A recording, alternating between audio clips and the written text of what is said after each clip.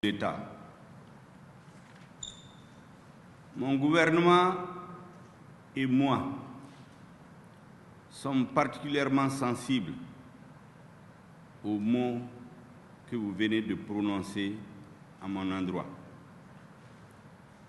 Ils seront viatiques pour l'aventure. Aventure au sens noble du terme,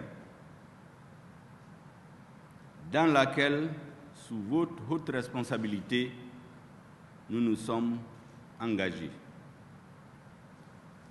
Aussi, Monsieur le Président, soyez-en remerciés. Au terme de la cérémonie solennelle du 7 juin 2021, la Cour suprême de la République du Mali vous a consacré président de la transition et chef de l'État.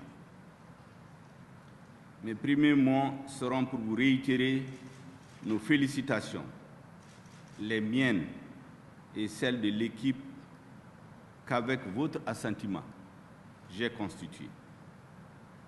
Pour vous assister dans l'exercice de vos lourdes responsabilités, vous nous avez fait l'honneur de nous élever au rang que nous occupons actuellement, rang de Premier ministre en ce qui me concerne, rang de ministre en ce qui concerne les membres de mon équipe.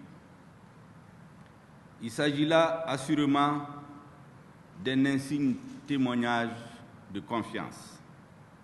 Aussi, outre les félicitations, en mon nom personnel et au nom de l'équipe gouvernementale, je vous exprime notre profonde gratitude et notre engagement à donner le meilleur de nous-mêmes pour réussir la mission assignée.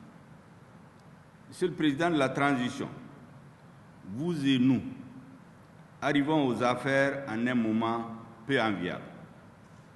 Le Mali continue de vivre les conséquences de la rupture violente survenue dans le courant du premier trimestre 2012.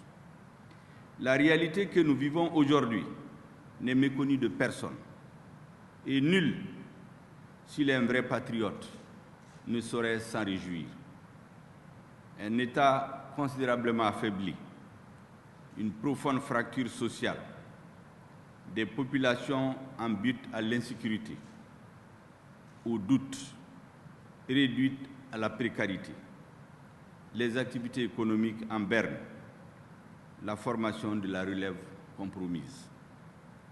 Plus d'un défi est à relever et pour les relever, vous nous avez transmis des instructions à la fois précises et concises. Se servir de l'inclusivité comme levier pour atteindre les objectifs que sont l'union de l'ensemble des forces patriotiques, la sécurisation des populations, l'apaisement du front social, afin de réussir dans la concorde et le consensus les objectifs de la transition. Par là, Monsieur le Président, vous avez assigné à la transition le cap à atteindre. Il nous appartient, mon équipe et moi-même, de concevoir et de réaliser les outils et instruments de navigation pour atteindre le cap indiqué. La transition, elle est sujette à interprétation divergente. D'aucuns la voudraient rupture et refondation. D'autres la souhaiteraient circonscrire juste à l'organisation d'élections libres et transparentes. Le soin de la refondation revenant à l'équipe sortie victorieuse des futures élections. Cependant, à y regarder de près, la divergence n'est qu'en apparence. En effet, les mêmes mots produisant les mêmes effets, nul ne saurait concevoir l'organisation d'élections sans au préalable créer les conditions de leur crédibilité. Or, précisément, la création de ces conditions exige rupture et refondation afin d'éviter de nouvelles cassures de l'ordre constitutionnel. Monsieur le Président, votre souci d'inclusivité sera largement pris en compte dans la gestion quotidienne des affaires de l'État. Nul ne sera exclu. Toutes les compétences seront mises à contribution pour le succès du redressement auquel notre peuple aspire. Oui, Monsieur le Président, le gouvernement que j'ai l'honneur de conduire sous votre haute autorité est un gouvernement de redressement national. Me fondant sur vos pertinentes recommandations, je développerai dans un très proche avenir, devant le Conseil national de transition, les grandes lignes de la politique que j'entends mener pour atteindre les objectifs assignés.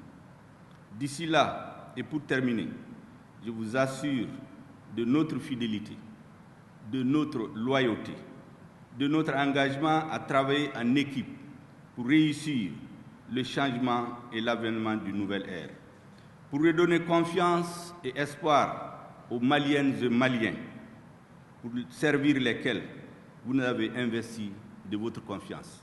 Merci, Monsieur le Président.